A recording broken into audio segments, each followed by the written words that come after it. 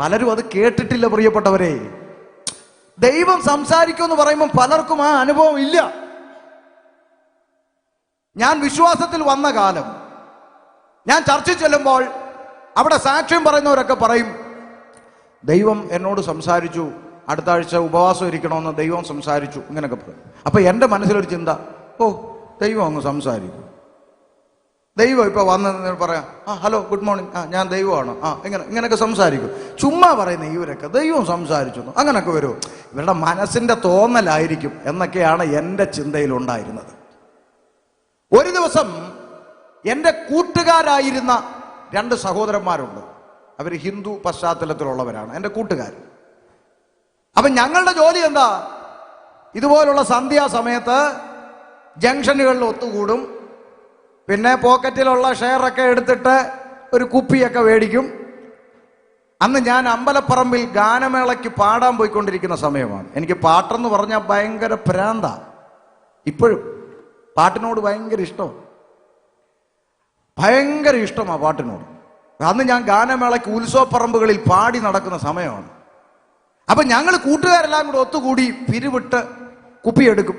മദ്യം കുപ്പിയെടുത്ത് ഈ പണി നടക്കുന്ന ബിൽഡിങ്ങിന്റെ മുകളിൽ കയറിയിരുന്ന് വട്ടം കൂടിയിരുന്ന് പൊറോട്ടയും ചിക്കനും ഒക്കെ മേടിച്ച് വെച്ചിട്ട് എല്ലാവരും കൂടെ കുപ്പിയൊക്കെ പൊട്ടിച്ച് പാട്ടും കൂത്തും ഗാനമേളയൊക്കെ അങ്ങനെ നടത്തുന്നൊരു രംഗമാണ് അന്നത്തെ കാലം. അങ്ങനെ കൂട്ടുകാരുമായി അടിച്ചു പൊളിച്ച് നടന്നൊരു കാലത്തിൽ നിന്ന് ഞാൻ യേശുക്രിസ്തുവിനെ അറിഞ്ഞു, രക്ഷിക്കപ്പെട്ടു. അപ്പൊ എൻ്റെ കൂട്ടുകാർക്കെല്ലാം അത്ഭുതം, ഇവൻ എന്താ ഇങ്ങനെ പോയത്. അപ്പൊ ഞാൻ ഈ കൂട്ടുകാരിൽ എൻ്റെ ഏറ്റവും അടുത്ത 2 സ്നേഹിതരുണ്ട്, ഹിന്ദു പിള്ളേരാണ്. ഞാൻ അവന്മാരോട് വീട്ടിൽ ചെന്ന് സുവിശേഷം പറയും. ഞാൻ പറയാം, എടാ ചർച്ചിൽ വരണം. അവന്മാർ എന്നെ ചീത്ത വിളിക്കും, പള്ളു വിളിക്കും, ദേഷ്യപ്പെട്ട് ചീത്ത വിളിക്കും. അപ്പൊ ഇവരെത്ര ചീത്ത വിളിച്ചാലും ഞാനിങ്ങനെ മിണ്ടാതെ ഇരിക്കും. അപ്പൊ സാധാരണ ഇവർ ഒരു ചീത്ത വിളിച്ചാൽ ഞാൻ 9 എണ്ണം തിരിച്ച് പറയുന്ന ആളാ. പക്ഷെ ഞാൻ യേശുവിനെ അറിഞ്ഞപ്പോൾ ഞാൻ ഒന്നും പറയാതിരിക്കുന്ന കണ്ടപ്പോൾ ഇവർക്ക് അത്ഭുതമായി. ചേട്ടാ ഇവൻ ഇത് എന്നാ പറ്റിയത്? ഞാൻ പറഞ്ഞു, എനിക്ക് എന്താ പറ്റിയതെന്ന് അറിയാനെങ്കിലും നിങ്ങളൊന്ന് ചർച്ച വരാൻ പറഞ്ഞു. അവസാനം അവന്മാർ പറഞ്ഞു, ഞങ്ങൾ ഒരു ദിവസം വരുന്നുണ്ട്, നിനക്ക് എന്താ പറ്റിയെന്ന് അറിയണമെന്ന്. അങ്ങനെ ഇവർ 2 പേരും ഒരാഴ്ച ചർച്ചിൽ വന്നു. ചർച്ചിൽ വന്നപ്പം ഹിന്ദു ബാക്ക്ഗ്രൗണ്ടിൽ നിന്ന് കർത്താവിനെ അറിഞ്ഞു വന്ന മറ്റുള്ള ഒത്തിരി വിശ്വാസികൾ അവിടെ ഉണ്ടായിരുന്നു. മീറ്റിംഗ് കഴിഞ്ഞപ്പോൾ അവരെല്ലാവരും ഇവരുടെ ചുറ്റും വട്ടം കൂടിയിട്ട് ഓരോരുത്തരുടെ അനുഭവങ്ങൾ അങ്ങോട്ട് പറയാൻ തുടങ്ങി. നിങ്ങൾ കേട്ടോ ചർച്ചിൽ പുതുതായിട്ടൊരാൾ വന്നാൽ ആരാധന കഴിഞ്ഞ് എല്ലാവരും എക്സ്പ്രസ് പോലെ പോകരുതെന്ന്. ആമേൻ. അവൻ്റെ അടുക്ക നിന്നൊരു 10 മിനിറ്റ് സംസാരിച്ച് ഒന്ന് ബലപ്പെടുത്തി, ഞങ്ങളൊക്കെ ഉണ്ട് കൂടെ, ധൈര്യമായിട്ട് നിൽക്കണം കേട്ടോ, ദൈവം അനുഗ്രഹിക്കും എന്നൊക്കെ ഒന്ന് പറയുമ്പോൾ അടുത്ത ആഴ്ച ഒന്ന് വരാനൊരു സന്തോഷം ഉണ്ടാവും. ഈ പുറകെ വന്നിരുന്നിട്ട് ആരും മൈൻഡ് ചെയ്യാതെ ഇറങ്ങി പോകുമ്പോൾ പിന്നെ അവർക്ക് ഇങ്ങോട്ട് വരാനുള്ളൊരു പ്രേരണ പോലും ഉണ്ടാകത്തില്ല. എന്നെ ആർക്കും ഇഷ്ടപ്പെട്ടില്ലേ? എന്നാ സന്തോഷത്തോടെ സ്തോത്രം പറഞ്ഞു.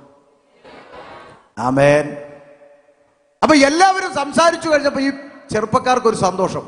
അവർ അടുത്ത ആഴ്ചയും പ്രാർത്ഥനയ്ക്ക് വന്നു, പിറ്റത്തെ ആഴ്ചയും പ്രാർത്ഥനയ്ക്ക് വന്നു. 4 ആഴ്ച കഴിഞ്ഞപ്പോൾ അവർ രക്ഷിക്കപ്പെട്ടു.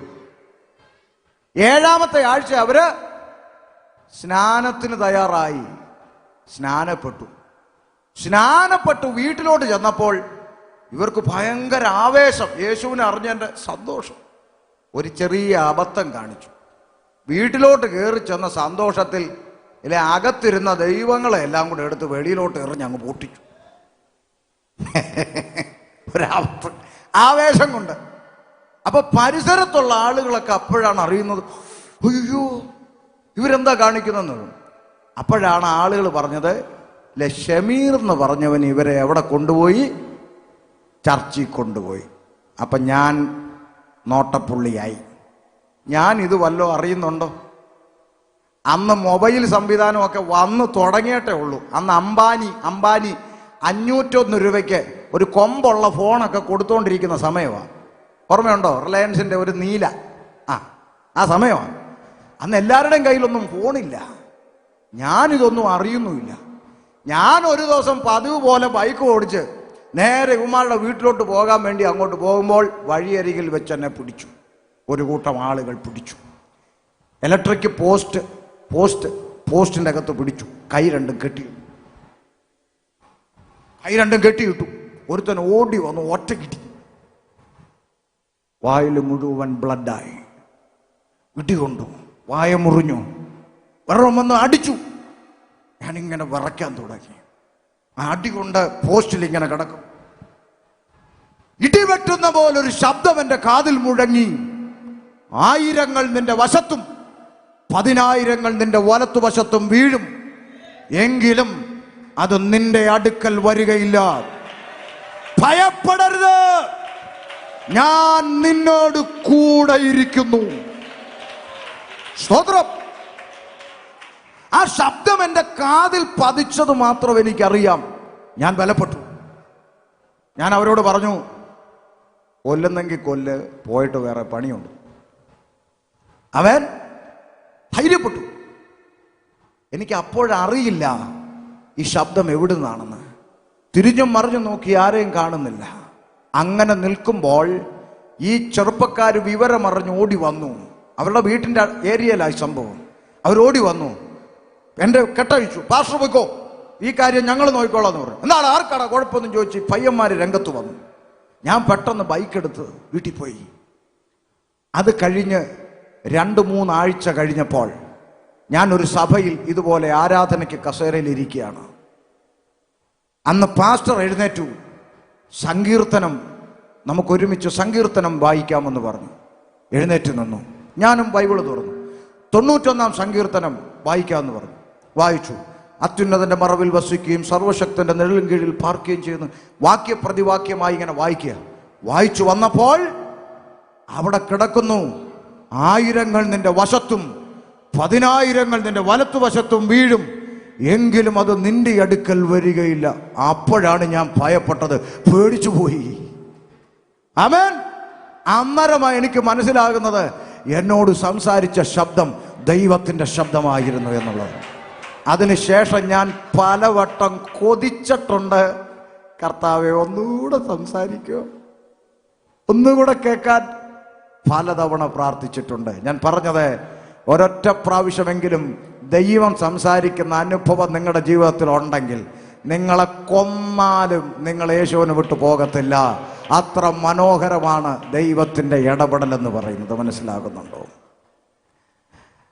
അപ്പൊ എന്തുകൊണ്ട് യേശുവിനെ സ്നേഹിക്കണം?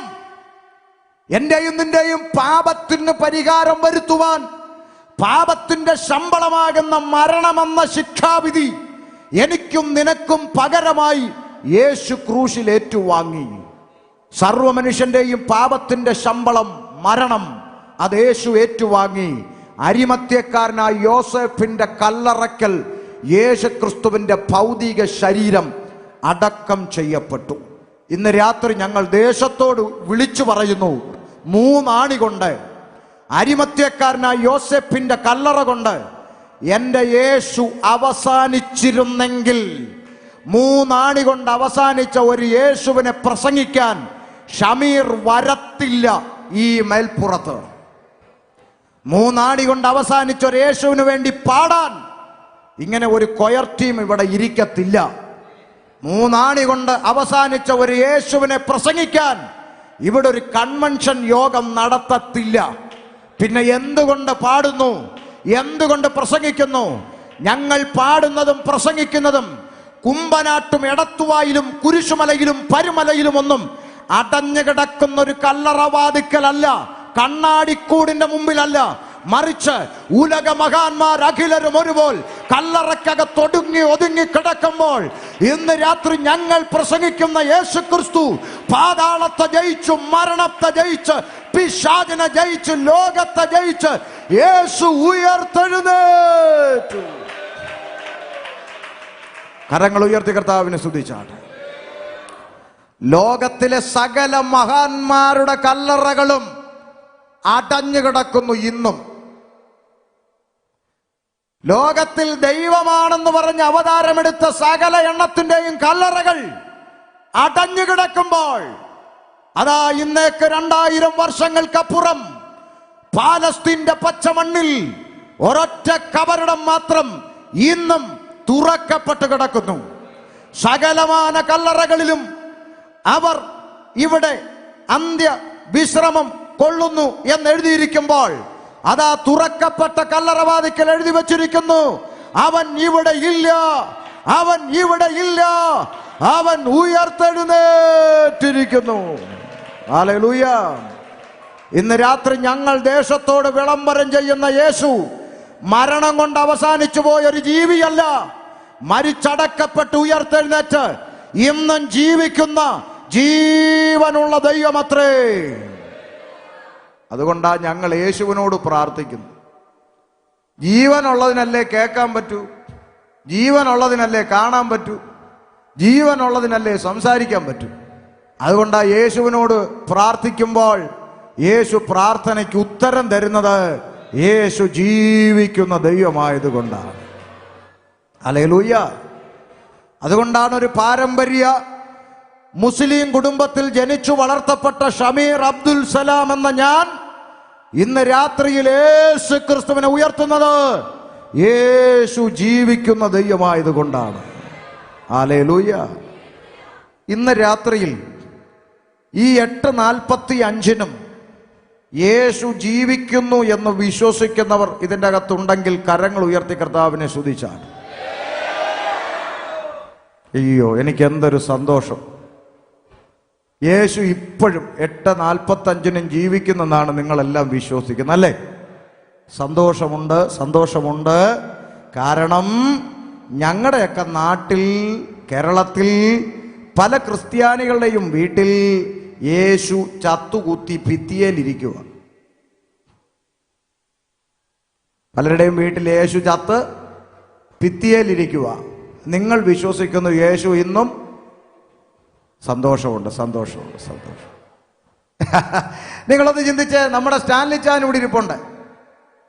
സ്റ്റാൻലി ചായൻ ജീവനോടെ സിറ്റ് ഔട്ടിൽ ഇരുന്ന് ഇങ്ങനെ പത്രം വായിച്ചുകൊണ്ടിരിക്കുക. എങ്ങനെ എങ്ങനെ ജീവനോടെ, എങ്ങനെ ജീവനോടെ സിറ്റ് ഔട്ടിൽ ഇരുന്ന് പത്രം വായിച്ചുകൊണ്ടിരിക്കുക. ആര്?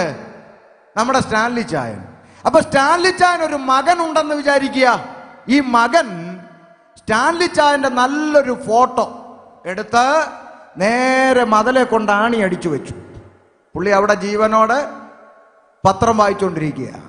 സ്റ്റാൻലി ചായന്റെ മകൻ ഫോട്ടോ എടുത്ത് മതിലെ കൊണ്ട് ആണി അടിച്ചു വെച്ചു. എന്നിട്ട് കടയിൽ പോയൊരു നല്ല പൂമാല മേടിച്ചുകൊണ്ട് വന്ന് അതിൻ്റെ കൂടത്ത് അങ്ങ് ഇട്ടു. എന്നിട്ടൊരു മെഴുകുതിരിയും കത്തിച്ച് അതിൻ്റെ മുമ്പിൽ വെച്ചു. കുറച്ച് പൂക്കളൊക്കെ പറിച്ചുകൊണ്ട് വന്ന് അതിൻ്റെ ഫ്രണ്ടിൽ ഇട്ടു. എന്നിട്ട് ഈ മോൻ, അപ്പൻ അവിടെ ജീവനോടിരിക്കുമ്പോൾ മോൻ ഫോട്ടോയുടെ അടുത്ത് വന്ന് നിന്നിട്ട് പ്രാർത്ഥിക്കുകയാണ്, പ്രിയപ്പെട്ട പപ്പായെ, പ്രിയപ്പെട്ട പപ്പായെ, കഴിഞ്ഞ പകൽക്കാലം കോളേജ് വിട്ടു വരുമ്പോൾ ടീച്ചർ എൻ്റെ ഡയറിയിൽ എഴുതി വിട്ടിരിക്കുന്നു, പപ്പ നാളെ കോളേജിൽ കൊടുക്കാൻ 100 രൂപ കൊണ്ട് ചെല്ലണമെന്ന്. ആകയാൽ നാളെ പകൽ കോളേജിൽ കൊടുക്കാൻ 100 രൂപ തരണമെന്ന് പപ്പായോട് ഞാൻ മമ്മി മുഖാന്തരം അപേക്ഷിക്കുന്നു. ആമേൻ. എങ്ങനുണ്ട് സ്റ്റാൻലി ചായ? സന്തോഷമാണോ? ഇത് കേൾക്കുന്ന സ്റ്റാൻലി എന്ന് പറയുന്ന അപ്പന്റെ ഹൃദയം സന്തോഷിക്കുവാണോ? പറ. നിങ്ങളുടെയൊക്കെ മക്കൾ അങ്ങനെ ചെയ്താൽ നിങ്ങൾക്ക് സന്തോഷമാണോ? സ്റ്റാൻലി ചായൻ ഒരു വടിയെടുത്ത് അവനിട്ട് ഒറ്റ അടി വെച്ചു കൊടുത്തിട്ട് ചോദിക്കും, എന്നാടാ ഈ കാണിക്കുന്നത്? ജീവനോടെ കസേലയിലിരിക്കുന്ന എന്നെ എടുത്ത് ഭിത്തിയെ കയറ്റി വെച്ചേച്ച് 100 രൂപ തരാനും ഓർഡറാന്ന് പറയും അല്ലേ? ഈ ലോകത്തിലെ അപ്പന്റെ ഹൃദയം വേദനിച്ചെങ്കിൽ, ഈ ലോകത്തിലെ അപ്പന്റെ ചങ്ക് പിടഞ്ഞെങ്കിൽ, എനിക്കും നിനക്കും വേണ്ടി മരിച്ചടക്കപ്പെട്ട് ഉയർത്തെഴുന്നേറ്റ് ഇന്നും ജീവനോടെ സ്വർഗത്തിൽ ജീവിക്കുന്ന ജീവനുള്ളവനായ യേശുക്രിസ്തുവിനെ മരിച്ചവനെ പോലെ ഭിത്തിയേലാക്കി വെച്ചിരിക്കുന്ന ക്രിസ്ത്യാനിയെ നിനക്ക് അയ്യോ കഷ്ടം. വേദപുസ്തകം പറയുന്നു, നീ ജീവനുള്ളവനെ മരിച്ചവരുടെ ഇടയിൽ അന്വേഷിക്കുന്നത് എന്തിന്? അവൻ ഇവിടെ ഇല്ല, അവൻ ഇവിടെ ഇല്ല, അവൻ ഉയർത്തെഴുന്നേറ്റു. ഹല്ലേലൂയ. പലരുടെയും വീട്ടിൽ യേശു മരിച്ചു ഭിത്തിയേൽ ആണി അടിച്ചിരിക്കുമ്പോൾ കല്ലെറിഞ്ഞ് കൊല്ലപ്പെടുവാൻ തയ്യാറായ സ്തേഫാനോസ് പരിശുദ്ധാത്മാവ് നിറഞ്ഞവനായി ആമേൻ സ്വർഗത്തിലേക്ക് നോക്കിയപ്പോൾ സ്വർഗം തുറന്നിരിക്കുന്നതും ദൈവത്തിന്റെ മഹത്വവും വലത്തുഭാഗത്ത് ജീവനോടെ നിൽക്കുന്ന യേശുക്രിസ്തുവിനെയും കണ്ടു എന്ന് എഴുതി വച്ചിരിക്കുമ്പോൾ, യേശുവിനെ മരിച്ചവനെ പോലെ ആക്കി വച്ചിരിക്കുന്ന നിനക്കയ്യോ കഷ്ടം. ഹല്ലേലൂയ. അവൻ മരിച്ചിട്ടില്ല പ്രിയപ്പെട്ടവരെ. മരണത്തെ ജയിച്ചു, പാതാളത്തെ ജയിച്ച് യേശു ഉയർത്തെഴുന്നേറ്റു. കരങ്ങൾ ഉയർത്തി കർത്താവിനെ സ്തുതിച്ചാൽ. ഇനി ഒന്ന് രണ്ട് ഗൗരവമുള്ള ചിന്തകൾ പറയാനുണ്ട്. യേശു ഉയർത്തെഴുന്നേറ്റു 40ഓളം പ്രാവശ്യം ശിഷ്യന്മാർക്ക് പ്രത്യക്ഷനായി. എന്നിട്ട് യേശു സ്വർഗാരോഹണം ചെയ്യുന്ന സമയം വന്നപ്പോൾ ശിഷ്യന്മാർക്കൊരു അന്ത്യ കൽപ്പന കൊടുത്തു. ആര്? മരിച്ചടക്കപ്പെട്ട് ഉയർത്തെഴുന്നേറ്റ് ഇന്നും ജീവിക്കുന്ന ജീവനുള്ള ദൈവത്തിന്റെ കൽപ്പന. വായിക്കാം. മർക്കോസ് സുവിശേഷം 16-ാം അധ്യായം 15-ാമത്തെ വാക്യത്തിൽ യേശുക്രിസ്തുവിന്റെ കൽപ്പന ഉറക്കെ വായിക്കാം. പിന്നെ അവൻ അവരോട്, നിങ്ങൾ ഭൂലോകത്തിലൊക്കെയും പോയി സകല സൃഷ്ടിയോടും സുവിശേഷം പ്രസംഗിപ്പീൻ. ശ്രദ്ധിച്ചേ, നിങ്ങൾ പുറപ്പെട്ടു പോയി ഭൂലോകത്തിലൊക്കെയും പോയി സകല സൃഷ്ടികളോടും സുവിശേഷം അറിയിക്കണമെന്ന് ആരുടെ കൽപ്പന? പറ. എനിക്കും നിനക്കും വേണ്ടി മരിച്ചടക്കപ്പെട്ട് ഉയർത്തെഴുന്നേറ്റ് ഇന്നും ജീവിക്കുന്ന ജീവനുള്ള ദൈവത്തിന്റെ കൽപ്പനയാണ് ഭൂലോകത്തിൽ സകലരോടും സുവിശേഷം അറിയിക്കണമെന്ന്. അതുകൊണ്ടാണ് മേൽപ്പുറത്തുകാരെ ഞങ്ങളിത് ചെയ്തുകൊണ്ടിരിക്കുന്നത്.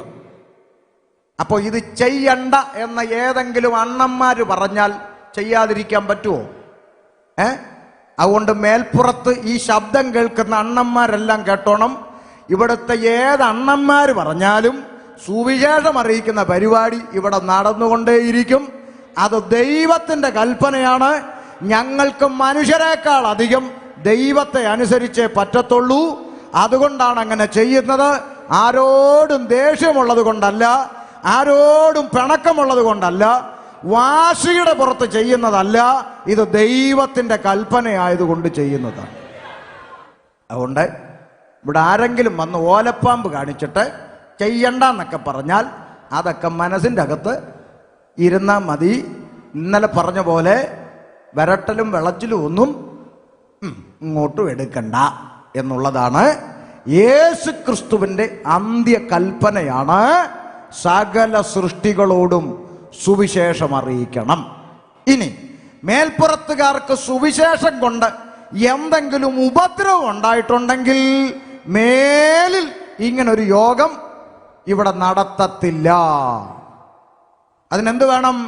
മേൽപ്പുറത്ത് ആരെങ്കിലും വന്നിട്ട് പറയണം, പാസ്റ്ററെ, നിങ്ങളുടെ സുവിശേഷം കേട്ട് എൻ്റെ മോൻ കുടിയനായി.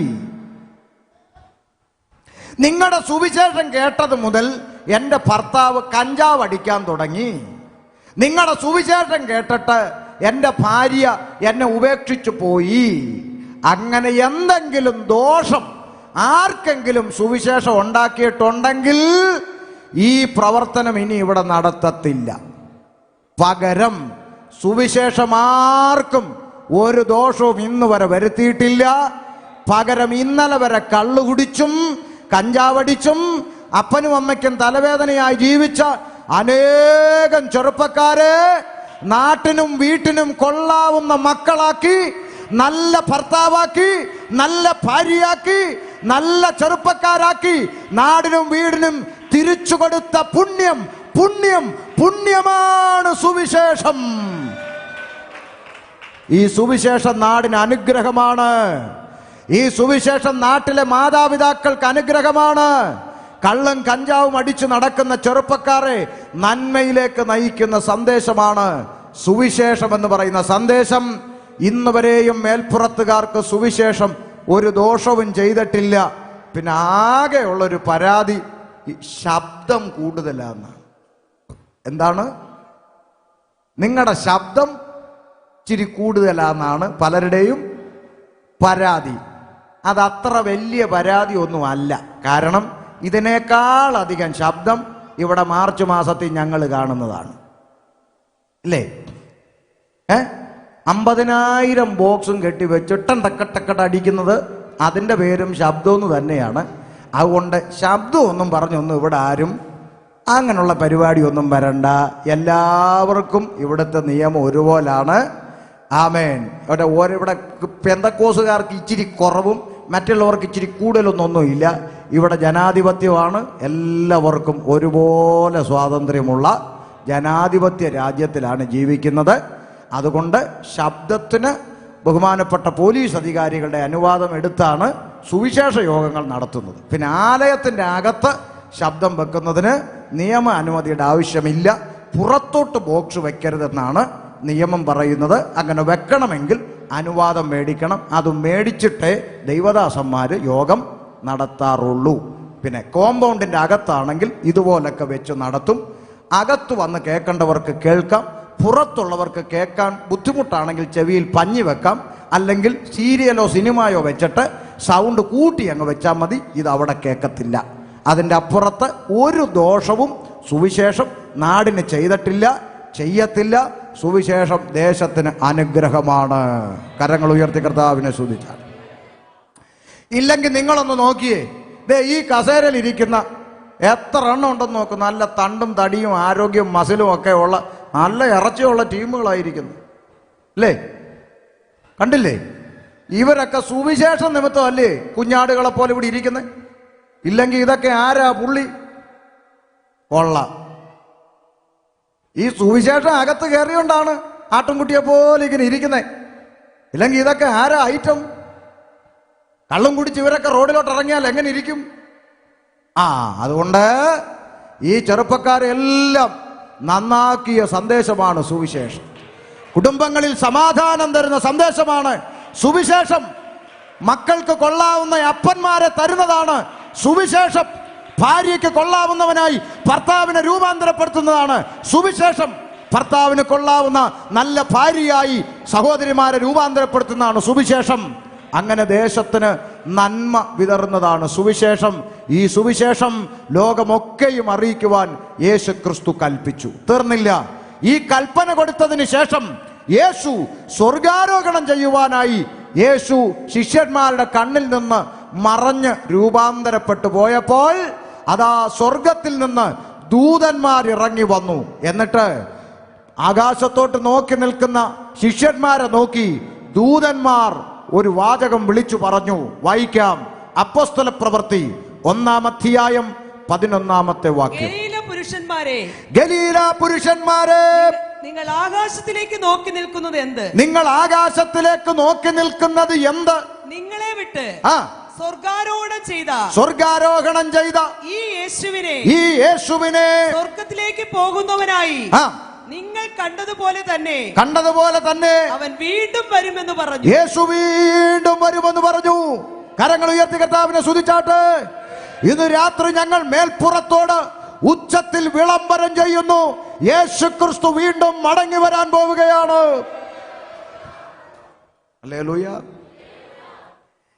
ഈ അടുത്ത സമയത്ത് സെക്കുലർ മാധ്യമങ്ങളിൽ ഒരു വാർത്ത വന്നു. നിങ്ങൾ കേട്ടിട്ടുണ്ടാകും.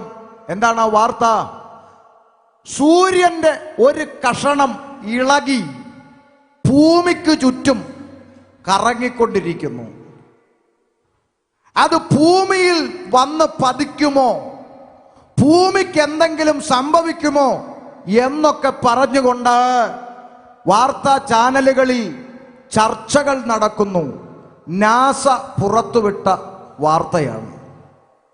ഇത് കേട്ടപ്പോൾ പുറത്തുള്ള ആളുകളൊക്കെ വെപ്രാളപ്പെട്ട് പറയുക, അയ്യോ ഭൂമിയിലെങ്ങാനും വന്ന് വീഴുവോ, ലോകം അവസാനിക്കുവോ എന്നൊക്കെ പറഞ്ഞ് ചർച്ചകൾ നടക്കുമ്പോൾ രക്ഷിക്കപ്പെട്ട് സ്നാനപ്പെട്ട ദൈവ കുഞ്ഞുങ്ങൾ കുലുക്കമില്ലാതെ പറയും, ഇപ്പൊ ലോകം അവസാനിക്കത്തില്ല.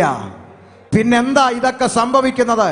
ബൈബിളിൽ ഒരു വാക്യമുണ്ട്, അന്നാളിൽ ആകാശത്തിനും ഭൂമിക്കും എന്ത് സംഭവിക്കാൻ പോകുന്നു എന്നോർത്തുകൊണ്ട് ഭൂമിയിലെ ജാതികൾക്ക് നിരാശയോടുകൂടിയ പരിഭ്രമമുണ്ടാകും. അപ്പോൾ മനുഷ്യപുത്രൻ തന്റെ തേജസ്സോടെ ആകാശമണ്ഡലങ്ങളിൽ വെളിപ്പെട്ടു വരുന്നത് നിങ്ങൾ കാണും. ഈ അടയാളങ്ങളൊക്കെ ചുറ്റും നടക്കുമ്പോൾ ഒരു സത്യം ലോകത്തോട് വിളിച്ചു പറയുന്നു: യേശു ക്രിസ്തു വെളിപ്പെടാൻ സമയമായി, യേശു വീണ്ടും വരുവാൻ സമയമായി. ഈ ലോകത്തെ ഭരിക്കുവാൻ യേശു ക്രിസ്തു എന്ന രാജാവ് ലോകത്തിലേക്ക് എഴുന്നള്ളി വരുവാനുള്ള സമയം ഇതാ അടുത്തിരിക്കുന്നു. അതുകൊണ്ട് മേൽപ്പുറം ദേശമേ മാനസാന്തരപ്പെടുവീൻ.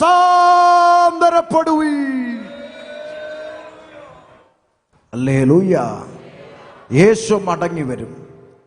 ഈ വാർത്ത കേട്ടിട്ട് ശിഷ്യന്മാരെന്ത് ചെയ്തു? താഴോട്ട് വായിച്ചേ. അപ്പോസ്തലപ്രവൃത്തി 1:11 താഴോട്ട്. അവർ യെരൂശലേമിന് സമീപത്ത്, ശിഷ്യന്മാർ യെരൂശലേമിന് സമീപത്ത് ഒരു ശബത്ത് ദിവസത്തെ വഴിദൂരമുള്ള ഒലിവുമല വിട്ട് യെരൂശലേമിലേക്ക് മടങ്ങിപ്പോന്നു. അവർ ഒലിവുമലയിൽ നിന്ന് എങ്ങോട്ട് പോയി? പറ. യെരൂശലേമിലേക്ക് പോയി. യെരൂശലേമിൽ ചെന്നിട്ട് എന്ത് ചെയ്തു? പറ. അവിടെ എത്തിയപ്പോൾ അവർ പാർത്ത മാളിക മുറിയിൽ കയറിപ്പോയി. പത്രോസ്, കയറിപ്പോയവരുടെ പേര് വിവരങ്ങൾ ശ്രദ്ധിച്ചോ.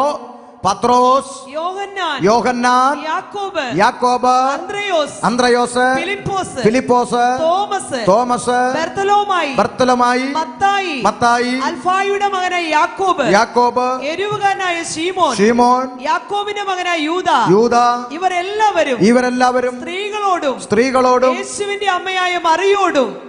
ആരോട്? യേശുവിന്റെ അമ്മയായ മറിയോടും. അതെന്തിനാ വായിച്ചത്? നിങ്ങൾ അമ്മയില്ലാത്തവരല്ലേ? ആര്? പെന്തക്കോസുകാർ അമ്മയില്ലാത്തവരല്ലേ? പിന്നെന്തിനാ നിങ്ങൾ അമ്മയുടെ പേര് വായിച്ചത്? പെന്തക്കോസ്തുകാർക്ക് അമ്മയില്ലെന്നാണ് പുറത്ത് ചില നാട്ടുകാർ പറയുന്നത്. പെന്തിക്കോസുകാർക്ക് അമ്മയുണ്ടോ ഇല്ലയോ എന്ന് ഇപ്പൊ തെളിയിക്കാൻ പോവാ. കേട്ടോണം. മാളിക മുറിയിലോട്ട് കയറിപ്പോയവരുടെ പേര് വിവരങ്ങൾ വായിച്ചത് എല്ലാവരും കേട്ടോ. പത്രോസ് ലീഹ, തോമാസ് ലീഹ, യൂദാസ് ലീഹ, യേശുവിന്റെ അമ്മയായ മറിയ, അവന്റെ സഹോദരന്മാരോടും കൂടെ ഒരുമനപ്പെട്ടു പ്രാർത്ഥന കഴിച്ചു പോന്നു. ഓക്കെ, അവര് മാളിക മുറി കയറിയിരുന്ന് പ്രാർത്ഥിച്ചോണ്ടിരുന്നു. അങ്ങനെ പ്രാർത്ഥിച്ചോണ്ടിരുന്നപ്പോൾ എന്ത് സംഭവിച്ചു? 2-ാം അധ്യായം 1-ാം വാക്യം. പെന്തക്കോസ്ത് നാൾ വന്നപ്പോൾ, അവരങ്ങനെ പ്രാർത്ഥിച്ചുകൊണ്ടിരുന്നപ്പോൾ അവരുടെ അടുത്തേക്ക് കുറച്ച് പെന്തക്കോസ്തുകാർ വന്നു എന്നാണോ? ആണോ? പെന്തക്കോസ്തുകാർ വന്നെന്നാണോ? അങ്ങനെ ഒരു കാറും ഇല്ല. പെന്തക്കോസ്തുകാർ, മാർത്തോമാക്കാർ, CSI കാർ, യാക്കോബക്കാർ, അങ്ങനെയുള്ള കാറുകളൊന്നുമില്ല. പെന്തക്കോസ്ത് നാൾ വന്നു. പെന്തക്കോസ്ത് എന്ന് പറഞ്ഞാൽ ഒരു മതമല്ല, ഒരു ദിവസത്തെ അനുഭവമാണ്. പെന്തക്കോസ്ത് നാൾ, 50-ാം പെരുന്നാൾ, ഡേ ഓഫ് പെന്തക്കോസ്റ്റ്, പെന്തക്കുസ്ത പെരുന്നാൾ ദിവസം വന്നു. പെരുന്നാൾ വന്നപ്പോൾ അവരെല്ലാം എന്ത് ചെയ്തു?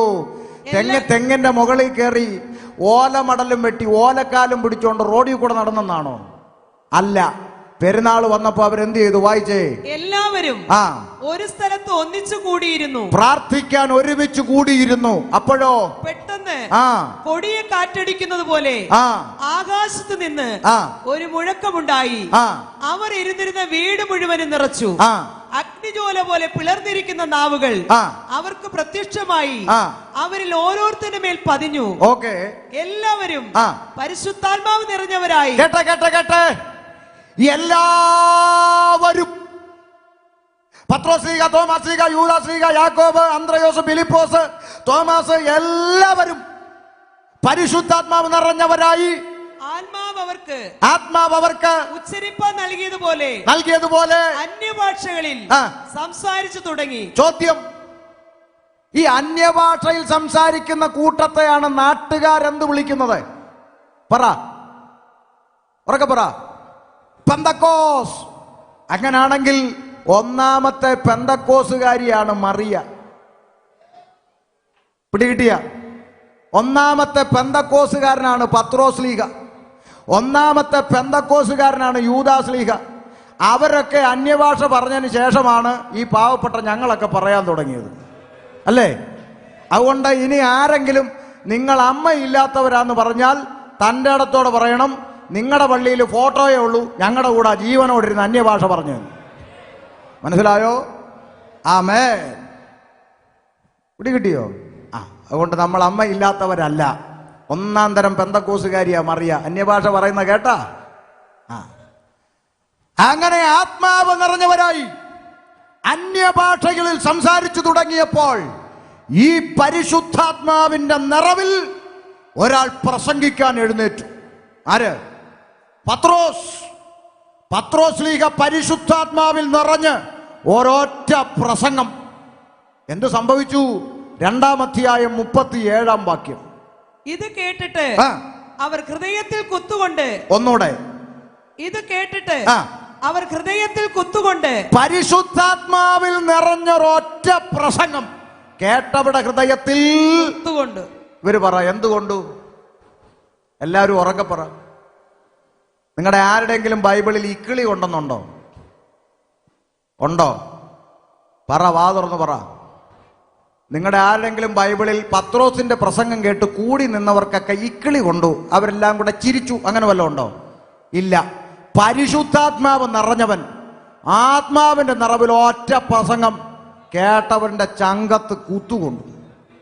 ഇരുവായ്ത്തലയുള്ള ഏതു വാളിനേക്കാളും മൂർച്ചയേറിയതും സദ്യമജ്ജ മാംസങ്ങളെ വേർപിടിവിക്കും വരെ തുളച്ചു കയറുന്ന ജീവന്റെ വചനം അകത്തോട്ട് ചെന്ന് കയറിയപ്പോൾ പലതിൻ്റെയും ചങ്കത്ത് കുത്തുകൊണ്ടു. കുത്തുകൊണ്ടവരെല്ലാം കൂടെ എന്ത് ചെയ്തു? കമ്മിറ്റി കൂടി പത്രോസിന്റെ കൊങ്ങായിക്ക് പിടിച്ചോ? പിടിച്ചോ? പിന്നെ എന്താ ചെയ്ത? പറ. പത്രോസിനോടും ശേഷ അപ്പോസ്തലന്മാരോടും സഹോദരന്മാരായ പുരുഷന്മാരെ, ഞങ്ങൾ എന്തു ചെയ്യേണ്ടു എന്ന് ചോദിച്ചു. കുത്തുകൊണ്ടവർ മാനസാന്തരപ്പെടാൻ വന്നു. മനസ്സിലായോ? നമ്മുടെയൊക്കെ ചർച്ചിലാണെങ്കിലോ പാസ്റ്റർ പ്രസംഗിച്ചു. പ്രസംഗിച്ചു കഴിഞ്ഞപ്പോൾ ചർച്ചിൽ ചിലർക്ക് എന്തുകൊണ്ടു? കുത്തുകൊണ്ടു. അന്ന് കുത്തുകൊണ്ടവർ മാനസാന്തരപ്പെട്ടു. ഇന്ന് കുത്തുകൊണ്ടവരോ നേരെ നേരെ നേരെ വീട്ടിൽ ചെന്നിട്ട് ഫോൺ എടുക്കും. തോമസേ, ഇന്ന് ചർച്ചയിൽ വന്നായിരുന്നു? ഞാൻ ഉണ്ടായിരുന്നു. ഇന്ന് നമ്മുടെ പുള്ളിക്കാരൻ പ്രസംഗിച്ചത് കേട്ടോ? ഞാൻ കേട്ടു. നമ്മളൊക്കെ അരിയാഹാരമല്ലേ കഴിക്കുന്നത്? ഇതാരെയാ പറഞ്ഞെന്നൊക്കെ നമുക്കറിയാം. അടുത്ത കമ്മിറ്റി വിളിക്കണം. ഇയാളെ ഇനി ഇവിടെ വെച്ചോണ്ടിരുന്നാൽ എന്നെ ആരും മിണ്ടാത്തെ? ആമേൻ, ആമേൻ. ദൈവദാസന്മാരെന്ത് പ്രസംഗിക്കണമെന്ന് തീരുമാനിക്കുന്നത് കമ്മിറ്റി അല്ലടോ, പരിശുദ്ധാത്മാവാണ്. അതുകൊണ്ട് നിന്റെ കമ്മിറ്റിക്കളിയും കസേരകളിയൊക്കെ അടച്ചു പൂട്ടി മര്യാദയ്ക്ക് ദൈവസന്നിധിയിൽ മാനസാന്തരപ്പെട്ടിരുന്നോണം. സഭയെ ഭരിക്കുന്നത് പരിശുദ്ധാത്മാവാണ്. മനസ്സിലാവുന്നുണ്ടോ? ആമേൻ. കുത്തുകൊണ്ടു. 100 പേരിരിക്കുന്ന സഭയിൽ 75 പേർക്ക് കൊണ്ടില്ല കുത്ത്. 25 പേർക്കാ കൊണ്ടത് കുത്ത്. അയനാ നിന്റെ അകത്ത് സൂത്രം ഇരിക്കുന്നുണ്ടാ നിനക്ക് കുത്തുകൊണ്ടത്. ബാക്കി 75 പേർക്കും കൊണ്ടില്ലല്ലോ. അപ്പൊ നീ ഉപദേശിയുടെ കഴുത്തിന് പിടിക്കാതെ നീ സൂത്രം കളഞ്ഞ് മാനസാന്തരപ്പെടണം. മനസ്സിലാവുന്നുണ്ടോ? ഒരു ദൈവദാസൻ പ്രസംഗിക്കുമ്പോൾ യഥാർത്ഥമായി കർത്താവിനെ സ്നേഹിക്കുന്നവരാണെങ്കിൽ അവരൊറ്റ പ്രാർത്ഥനയെ പ്രാർത്ഥിക്കത്തുള്ളൂ. കർത്താവേ, മറഞ്ഞിരിക്കുന്ന കുറവുകളെ ഒന്ന് വെളിപ്പെടുത്തി തരണമേ. എൻ്റെ ജീവിതത്തിൽ എന്തെങ്കിലും ഞാൻ വിടാനുണ്ടെങ്കിൽ, എൻ്റെ ബുദ്ധിയിൽ എന്തെങ്കിലും കുറവുകളുണ്ടെങ്കിൽ, എന്തെങ്കിലും അഹങ്കാരം എൻ്റെ തലയ്ക്ക് പിടിച്ചിട്ടുണ്ടെങ്കിൽ എന്നോട് സംസാരിക്കണമേ, എന്നെ ഒന്ന് ക്രമീകരിക്കണമേ, ദൈവ കോപത്തിൽ നിന്ന് എന്നെ രക്ഷിക്കണമേ എന്നാണ് ഈ ഒരു ദൈവവൈതൽ പ്രാർത്ഥിക്കുന്നത്. ഒരു ദൈവദാസന്മാർ പ്രസംഗിക്കുമ്പോൾ നമ്മുടെ കുറവുകളെ പരിശുദ്ധാത്മാവ് ഉള്ളിൽ കുത്തുന്നെങ്കിൽ ദൈവം ഇന്ന് എന്നോട് സംസാരിച്ചെന്ന് ഏറ്റെടുത്ത് മാനസാന്തരപ്പെടുന്നതാണ് ഒരു ഭക്തന്റെ ലക്ഷണം. മനസ്സിലാവുന്നുണ്ടോ ദൈവമക്കളെ? അല്ലെങ്കിൽ ദൈവം നിങ്ങളെ കൂടെ ഉണ്ടാവില്ല. കുത്തുകൊണ്ടവരെല്ലാം കൂടെ ചോദിച്ചു, സഹോദരന്മാരെ, നിങ്ങൾ പ്രസംഗിച്ചുകൊണ്ടിരിക്കുമ്പോൾ ഞങ്ങളുടെ ചങ്കത്ത് കുത്തുകൊണ്ടു, ഞങ്ങൾ എന്ത് ചെയ്യണം? പത്രോസ് അവരോട് വായിക്കാം. നിങ്ങൾ മാനസാന്തരപ്പെട്ട് നിങ്ങളുടെ